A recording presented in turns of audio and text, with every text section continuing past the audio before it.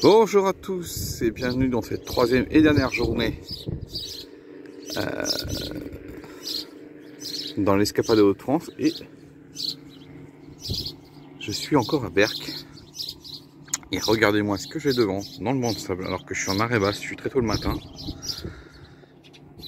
Je vais zoomer après.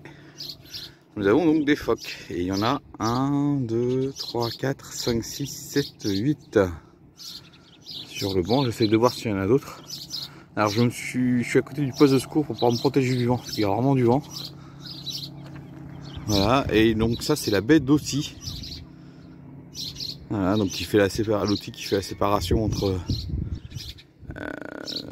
en face donc la Somme et ici le Pas-de-Calais. Allez, on va aller se rapprocher des phoques. Et comme je vous dis, aujourd'hui je vais aller au parc du Mercantaire, qui se trouve là-bas à une quinzaine de kilomètres, 15-20 km.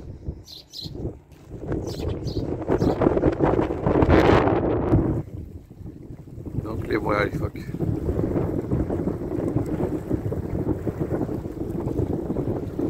Je peux vous dire, il y a du vent. Hein.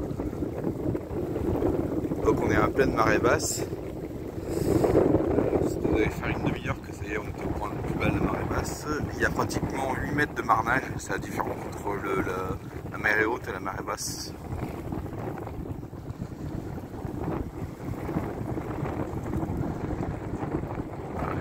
Ils sont un petit peu pépères. Alors j'essaie de voir s'il y en avait dans l'eau. Ah, je crois qu'il y en a là-bas. Ah oui, il y en a là-bas. Je ne les avais pas vus au premier abord. Je crois même qu'il y en a un là-bas. Bon, on va essayer de voir ceux qui sont là-bas. Je vais me mettre sur la jetée un peu plus haut.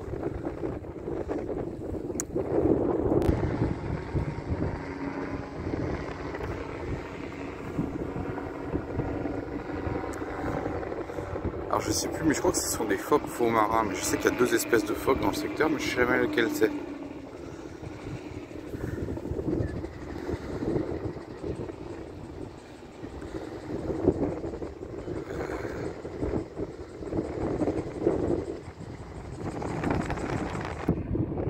Alors au fond c'est Fort Mahon.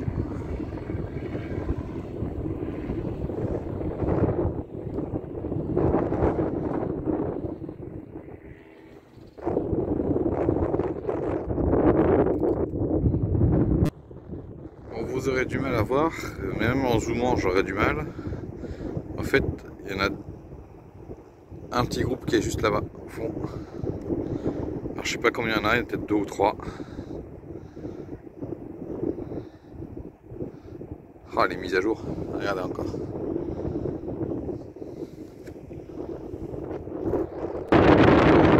Parc du Mercantaire, petit tour sur Quimplage. Donc là ça y est, je suis dans la Somme. Et là on a oula avec le vent. Et là on a Fort Mahon en face.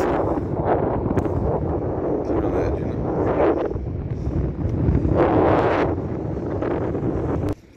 Et alors je sais pas si vous verrez au fond, il y a une grande tour, en fait c'est le phare de Berck.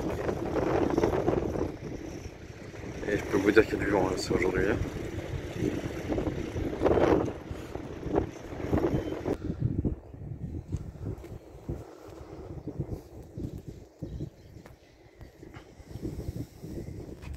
Voilà, je suis donc dans le parc du Mercantaire qui appartient au Conservatoire du Littoral. C'est 10,50 € l'entrée pour un adulte. Et donc c'était un polder de 200 hectares qui a été mis en place dans les années 50, mais l'agriculture avait du mal à prospérer et donc le propriétaire de l'époque l'a transformé en réserve parce qu'il avait observé beaucoup d'oiseaux. Et ensuite, dans les années 80, le bien a été rattaché au conservatoire du littoral. Et maintenant, c'est une zone de grande nidification. Là, je vais faire le grand tour, c'est-à-dire les 6 km. Et vraiment, c'est magnifique. Comme à chaque fois, parce que c'est pas la première fois que je viens au parc du Mercantaire, mais j'aime vraiment y aller.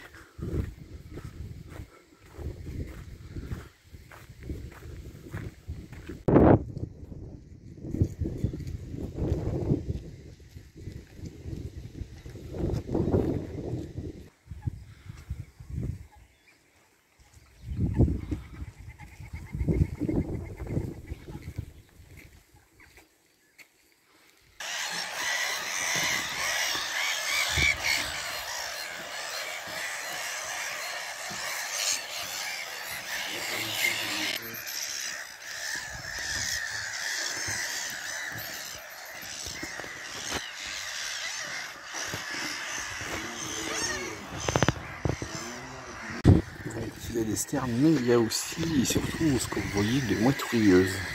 Donc en fait on a 2 colonies. Mais là ce qu'on voit devant c'est des mouettes rieuses. Et a priori au fond il y a des sternes. Vous voyez là entre les 2 îles, au milieu là dans haut c'est des sternes. Je vais essayer de zoomer. Voilà, par là-bas on a des sternes. Et tout le reste c'est des mouettes rieuses. Pour entretenir la prairie, nous avons des petits moutons.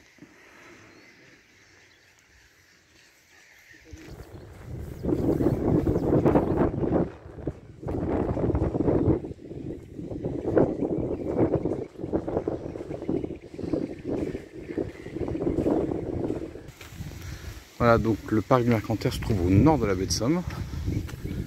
Et voilà, on est sur un lieu de passage, un lieu de migration. Il y a aussi d'autres oiseaux permanents. Là, on est entre 2 points d'observation, entre le point 2 et le point 3. Et franchement, je me régale. Il faut venir toute l'année. Hein. Voilà, à n'importe quel moment de l'année, il y a toujours des choses à voir. Allez, j'arrive bientôt au point d'observation numéro 3, qui est juste en face de moi.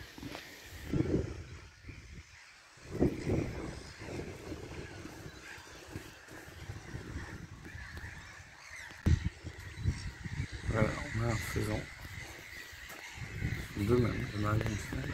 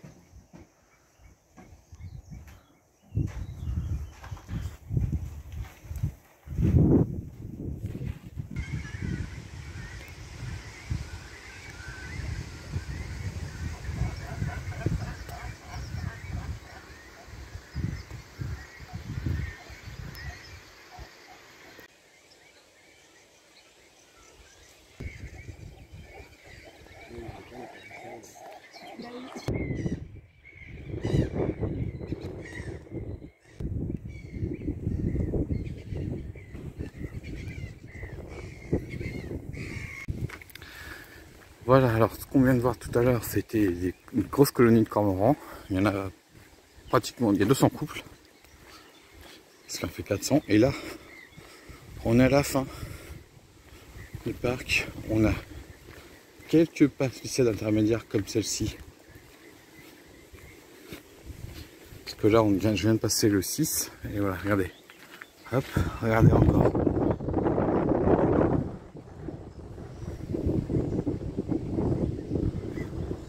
Voilà, d'autres colonies. Maintenant, on va aller voir le point d'observation numéro 7. Le 9, il est entre le 4 et le 10. Et le 12 est entre le 1 et le 11.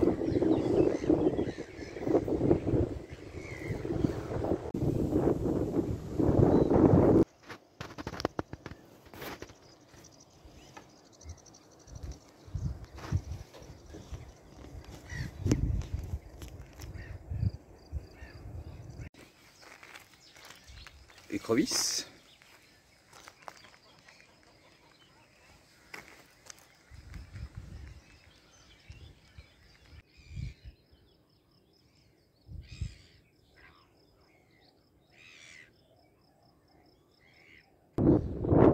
Voilà, je suis au point d'observation numéro 9. Donc là, je dézoome. Voilà. Et au fond, donc là, je vais zoomer un petit peu. Mais ce que vous voyez au fond, en fait, c'est la zone de nidification des cormorans.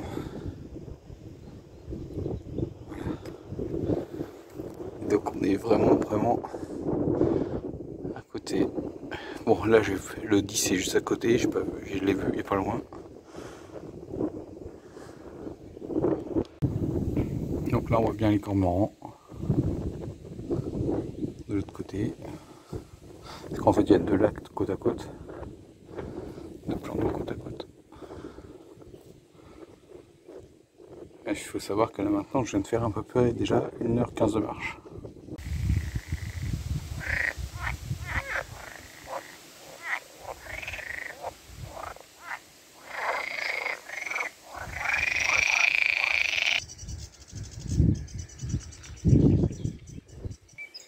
dans l'axe,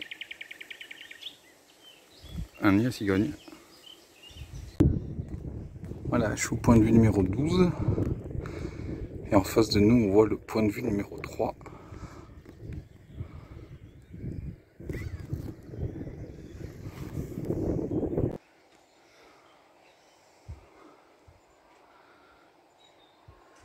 Et voilà, c'est la prairie des cigognes. Et tout en haut, les arbres, il y a des cigognes par dizaines.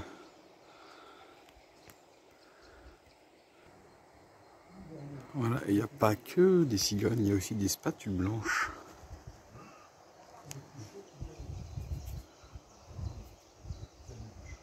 Voilà, comme je vous dis, regardez bien ma hauteur. Là, j'ai un peu zoomé, mais les vidéos sont un peu floues.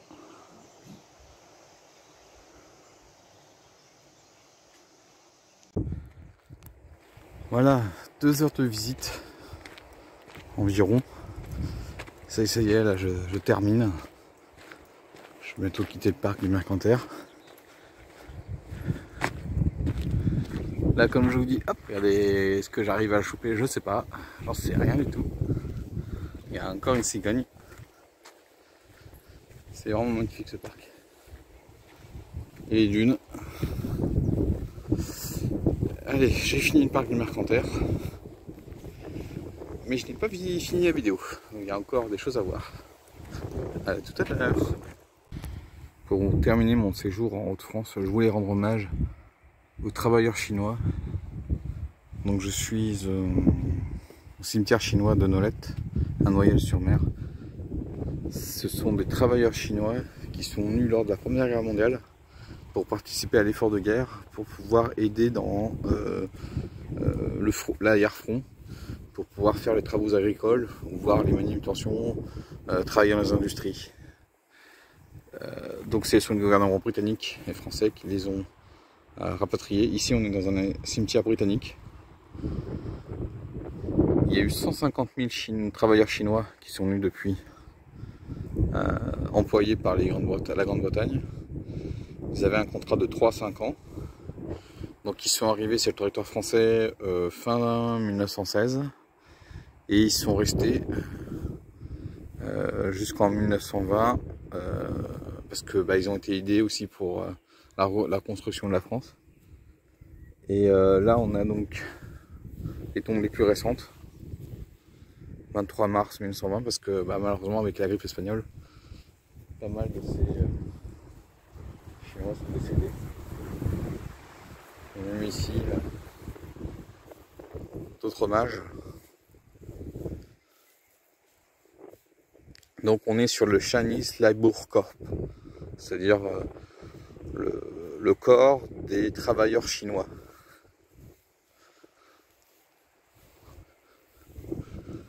Voilà, il y a plus de 800 tombes. Et alors il faut savoir qu'à la fin de la guerre et à la fin de la période de la grippe espagnole, un grand nombre de Chinois, alors il y en a pas mal qui sont rentrés quand même au pays, et d'autres sont restés, et on va dire que c'est la première grosse communauté chinoise. Alors on ne sait pas trop d'après les chiffres, parce que vraiment il y a eu un gros problème. On estime qu'entre 2000 à 10 000 Chinois sont restés en France, et ils vont constituer vraiment le noyau dur de la première communauté chinoise en France. Alors il y en avait déjà des Chinois en France avant, mais c'était pas... c'était vraiment quelques travailleurs, surtout des ambassades, et puis quelques commerçants. C'était pas comme là ce qui va se passer après les années 20, où là il va y avoir une grosse communauté de Chinois, puis après il va y avoir des étudiants qui vont venir. Et voilà, on va avoir la vraie première communauté chinoise qui va s'installer en France après la Première Guerre mondiale.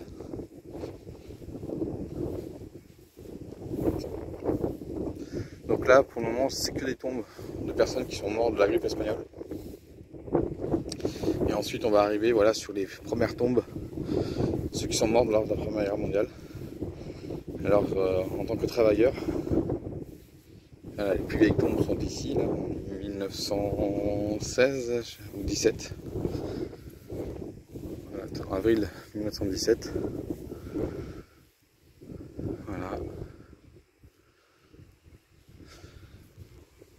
Et donc il faut savoir qu'il existe d'autres tombes chinoises dans les arrière-fonds. Donc j'en ai vu un à Boulogne, pas très loin de Boulogne-sur-Mer. Donc voilà, donc je voulais finir mon séjour pour rendre hommage à ces gens qui ont participé à l'effort de guerre. Et c'est un peu une histoire un peu oubliée de la grande histoire de France.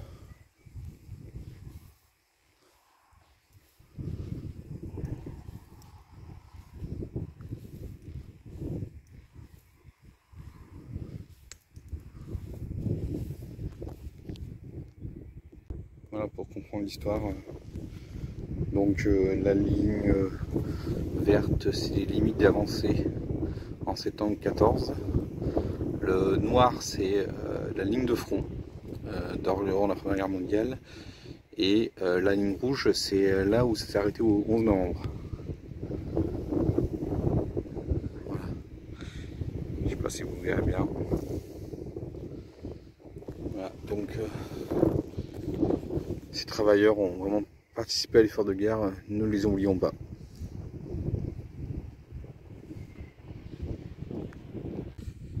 Et voilà, il est temps pour moi de, après avoir rendu hommage à ces travailleurs chinois, cette histoire de France,